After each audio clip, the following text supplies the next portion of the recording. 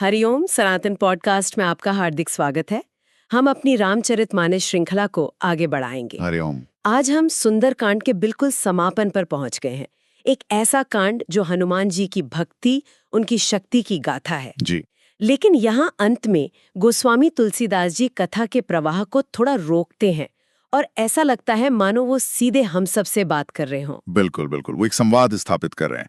यहाँ एक्शन मतलब सेतु निर्माण की तैयारी है, लंका पर चढ़ाई की बात है, पर वो कहते हैं एक क्षण रुकिए। हाँ, पहले ये समझिए कि आपने जो पढ़ा या सुना उसका फल क्या है। तो आज हम इन्हीं अंतिम चौपाइयों और दोहे में छिपे गहरे अर्थ को समझने की कोशिश करेंगे। जी, ये एक तरह से पूरे कांड की फलश्रुति है, बहुत महत्वपूर्ण। तो इसकी शुरुआत होती है उस चौपाई से जहाँ समुद्र भगवान राम को उपाय बताकर अपने भवन लौट जाता है। तुलसीदास जी लिखते हैं, निज भवन गवनेव सिंधु श्री रघुपति ही यह मत भायो। हाँ, अब ये पंक्ति पहली नजर में तो बहुत सीधी लगती है कि समुद्र चला गया और श्री राम को उसकी सलाह अच्छी लगी। जी, एक सामान्य घटना। पर ऐसा है नहीं। देखिए, समुद्र का निज भवन गवनेऊ मतलब अपने घर जाना, ये सिर्फ एक भौतिक क्रिया नहीं है। अच्छा। ये प्रकृति का अपनी मर्यादा में लौटना है। पहले वो अहंकार में था, रास्ता नहीं दे रहा था। जब प्रभु ने भय दिखाया तो वो विनय के साथ आया। तो उसका लौटना एक तरह से ब्रह्मांडीय व्यवस्था का फिर से संतुलित होना है। और श्री रघुनाथ जी को उसका मत क्यों भाया? क्या सिर्फ इसलिए कि वो उपाय अच्छा था? उपाय तो था ही, पर उससे भी ज्यादा महत्वपूर्ण था उस उपाय को प्रस्तुत करने का ढंग। वो विनय और भक्ति से भरा हुआ था। अच्छा। समुद्र ने ये नहीं कहा कि मैं कुछ करता हूं। उसने कहा, प्रभु आपकी ही सेना में नल और नील हैं जिनमें ये शक्ति है। मतलब उसने श्रेय खुद नहीं लिया। उसने समाधान को भी प्रभु की ही रचना में ढूंढकर प्रस्तुत किया। ये तो विनम्रता की पराकाष्ठा है। बिल्कुल। और यही वो दृष्टिकोण है जो भगवान को भाता है। अहंकार नहीं, शरणागति। और इसी विनम्रता के मंच से तुलसीदास जी तुरंत अगली पंक्ति में एक बहुत ही बड़ा दावा करते हैं। वो कहते हैं, यह चरित कली मलहर जथामति दास तुलसी गायो। जी, और ये पंक्ति आज के समय के लिए मतलब कलयुग के लिए सबसे महत्वपूर्ण है। कली मलहर। इसका क्या अर्थ है? पाप नाशक से या अलग कैसे है? बहुत अलग है। पाप एक कर्म है, पर मल वो गंदगी है जो मन पर जम जाती है, विचारों की, इच्छाओं की, नकारात्मकता की।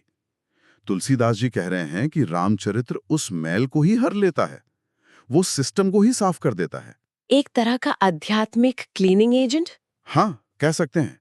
एक एंटीवायरस है जो मन के मैल को ही मिटा देता है। और इसमें जथामति शब्द का क्या प्रयोग है? जथामति दास तुलसी गायो। ये शब्द गोस्वामी जी की विनम्रता भी दिखाता है और हम सबको एक बहुत बड़ा आश्वासन भी देता है। वो कैसे? देखिए, वो कह रहे हैं कि मैंने अपनी बुद्धि के अनुसार गाया है। इसका मतलब है कि राम का चरित्र तो अनंत है, उसे कोई अपनी सीमित बुद्धि से पूरा कैसे गा सकता है। सही बात है। पर वो ये भी कह रहे हैं कि इससे फर्क नहीं पड़ता। आपकी बुद्धि जितनी भी हो, आपकी समझ जैसी भी हो, आप बस भक्ति भाव से गाइए या सुनिए। आपको किसी विद्वान या पंडित होने की जरूरत नहीं है। मतलब ये हर किसी के लिए है, हर कोई योग्यता की शर्त नहीं है। बिल्कुल नहीं। यही तो भक्ति मार्ग की सुंदरता है। यहाँ भाव प्रधान है, ज्ञान नहीं। ये तो सचमुच बहुत मुक्ति देने वाला विचार है। इसके बाद वो श्री राम के गुणों का वर्णन करते हैं। कहते हैं, सुख भवन संशय समन दवन विषाद रघुपति गुण गना। जी, अब यहाँ वो उन गुणों के कह सकते हैं फीचर्स बता रहे एक एक करके। चलिए, तो पहला है सुख भवन, सुख का घर। हाँ, और इस पर ध्यान दीजिए, उन्होंने सुखदायक नहीं कहा, सुख भवन कहा है। इसमें क्या अंतर है? जमीन आसमान का। सुखदायक मतलब सुख देने वाला, तो सुख एक बाहरी वस्तु हो गई जो हमें मिलेगी। हाँ, जैसे हम सोचते हैं कि ये मिल जाएगा तो सुखी हो जाऊंगा। सही। पर सुख भवन का मतलब है कि सुख का घर ही प्रभु के गुण हैं। आपको सुख के लिए कहीं बाहर नहीं जाना। आप जब सत्य, करुणा, मर्यादा जैसे गुणों में जीना शुरू करते हैं तो आप सुख में होते हैं, सुख पाते नहीं हैं। वाह, ये तो पूरा दृष्टिकोण ही बदल देता है। मतलब सुख की खोज बाहर से अंदर की ओर मुड़ जाती है। बिल्कुल। अच्छा, तो ये तो हुई सकारात्मकता की बात, पर मन की जो नकारात्मकता है, जैसे संदेह है, उसके लिए क्या? उसके लिए अगली पंक्ति है संशय समन, मतलब संशयों का नाश करने वाले। और आज के युग में तो संशय ही सबसे बड़ी समस्या है। क्या सही है, क्या गलत? इतनी सूचनाएं हैं, इतने विकल्प हैं कि मन हमेशा भ्रमित रहता है। यह संशय हमारी सारी मानसिक ऊर्जा खत्म कर देता है। तो राम के गुण इसे कैसे मिटाते हैं? वो एक नैतिक दिशा सूचक की तरह काम करते हैं। जब आप उनके चरित्र को देखते हैं, पिता की आज्ञा, शबरी के बेर, विभीषण को शरण, तो आपके जीवन के क्या करूं क्या ना करूं वाले जो संदेह हैं वो मिटने लगते हैं। एक स्पष्ट आदर्श मिल जाता है। जी, एक प्रकाश स्तंभ मिल जाता है जो संशय के अंधेरे में रास्ता दिखाता है। और तीसरा गुण है दवन विषाद। विषाद और दुख में क्या अंतर है? दुख एक घटना है, आती जाती रहती है, पर विषाद एक अवस्था है, एक गहरा अवसाद, एक निराशा, जब व्यक्ति को लगता है कि अब कुछ ठीक नहीं हो सकता। जैसे अर्जुन को कुरुक्षेत्र में हुआ था। बिल्कुल भाई। तो तुलसीदास जी कहते हैं कि राम के गुणों का गान इस गहरे विषाद का दमन करता है, उसे जड़ से उखाड़ फेंकता है। जैसे आग जंगल को जला देती है, वैसे ही राम गुणों का चिंतन मन की गहरी से गहरी निराशा को भी भस्म कर देता है। इन 3 गुणों को बताने के बाद तुलसीदास जी अचानक अपनी शैली बदलते हैं। वो अब सीधे मन को संबोधित करते हैं। हाँ, वो उपदेशक से एक कोच बन जाते हैं। वो कहते हैं, अरे मूर्ख मन, तू संसार का सब आशा भरोसा त्याग कर निरंतर इन्हें गा और सुन।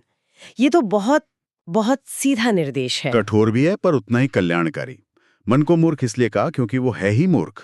वो सांसारिक आशाओं पर, लोगों पर, परिस्थितियों पर भरोसा करता है, जो कि अस्थाई है। सब अस्थायी हैं, और जब वो भरोसे टूटते हैं तो विषाद पैदा होता है। तो तुलसीदास जी कह रहे हैं कि इन झूठे सहारों को छोड़ो, एकमात्र सच्चा और स्थायी भरोसा प्रभु के गुण ही है। और निरंतर शब्द पर बहुत जोर है। जी, क्योंकि मन खाली नहीं रह सकता, या तो वो संसार की व्यर्थ बातें सोचेगा या प्रभु का चिंतन करेगा। तो इसे अपनी आदत बना लो, अपने जीवन का आधार बना लो। जब भी मन भटके उसे वापस यहीं ले आओ। इस अद्भुत चौपाई के बाद जैसे पूरे सुंदरकांड का सार एक दोहे में आ जाता है। वो कहते हैं, सकल सुमंगल दायक रघुनायक गुणगान, सादर सुनहि ते तरहि भव सिंधु बिना जल जान। ये दोहा, ये तो भक्ति मार्ग का घोषणा पत्र है। पहली पंक्ति है, सकल सुमंगल दायक, मतलब श्री राम का गुणगान हर तरह का मंगल, हर तरह का कल्याण देने वाला है, कुछ भी बाकी नहीं रहता। पर इसकी एक शर्त भी है ना? हाँ, और शर्त बहुत सरल है पर बहुत गहरी भी। सादर सुनहि, जो आदर के साथ सुनते हैं। आदर से यहाँ क्या मतलब है? केवल सम्मान? सम्मान से कहीं ज्यादा। आदर का मतलब है श्रद्धा के साथ सुनना, एक विश्वास के साथ कि ये मेरे जीवन को बदल सकता है, मनोरंजन के लिए नहीं। एक मरीज की तरह जो डॉक्टर की बात पर पूरा विश्वास करके सुनता है। बहुत सुंदर उदाहरण, बिल्कुल उसी आदर भाव से। और फिर आती है इस दोहे की सबसे चमत्कारी पंक्ति, ते तरहि भव सिंधु बिना जल जान। वो इस संसार सागर को बिना जहाज के पार कर जाते हैं। इसका क्या अर्थ है? यही तो भक्ति मार्ग का चमत्कार है। देखिए, इस संसार रूपी सागर को पार करने के लिए, मतलब मोक्ष पाने के लिए, अलग अलग मार्गों ने अलग अलग जलजान यानी जहाज बताए हैं। जैसे ज्ञान मार्ग का जहाज है विवेक और वैराग्य, बहुत कठिन। योग मार्ग का जहाज है अष्टांग योग की साधना, वो और भी कठिन। कर्मकांड के अपने बड़े बड़े यज्ञ और अनुष्ठान रूपी जहाज हैं। तो तुलसीदास जी कह रहे हैं कि इन सब जहाजों की जरूरत ही नहीं है। वो कह रहे हैं कि जो आदर से सुनता है उसे किसी भी जहाज की जरूरत ही नहीं है। कृपा स्वयं उसे पार ले जाती है।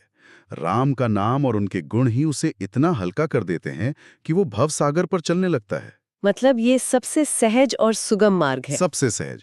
ये भक्ति की परम शक्ति को स्थापित करता है कि आपको बड़े बड़े जटिल साधनों की आवश्यकता नहीं है, बस एक चीज चाहिए, श्रद्धा। और इसी महान आश्वासन के साथ सुंदरकांड का समापन होता है। अंत में लिखा है, इति श्रीमद् रामचरितमानसे सकल कल कलुष विध्वंसने पंचमः सोपानः समाप्तः। जी, जिसका अर्थ है कलयुग के समस्त पापों और मलों का नाश करने वाले श्री रामचरितमानस का ये 5वां सोपान यानी सुंदरकांड समाप्त हुआ। ये अंतिम वाक्य सिर्फ एक घोषणा नहीं है। नहीं, ये एक आशीर्वाद है, एक मुहर है।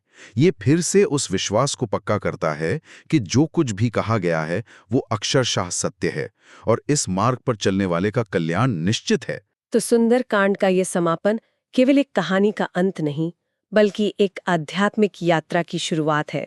बिल्कुल, ये हमें भक्ति की उस शक्ति से परिचित कराता है जो अत्यंत दुर्लभ मोक्ष को भी सहज बना देती है। तो हमें आशा है कि आपको हमारी आज की चर्चा पसंद आई होगी। सनातन धर्म से संबंधित ऐसी ही और चर्चाओं के लिए हमारे चैनल को अवश्य सदस्यता लें। धन्यवाद। जय श्री राम। जय श्री राम।